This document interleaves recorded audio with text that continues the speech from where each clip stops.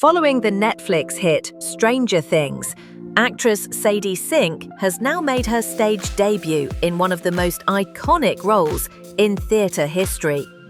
The press preview of Shakespeare's drama Romeo and Juliet took place Tuesday evening in London's West End, with the 23-year-old playing the title role of Juliet. The play is said to be a modern interpretation of the classic. Sink appeared on stage in a simple beige dress. For the after-premiere party that followed, she chose a white, pleated, floor-length satin gown in an empire cut. Romeo is played in the play by Hamnet star Noah Jupe, who appears on stage simply dressed in black pants and a top.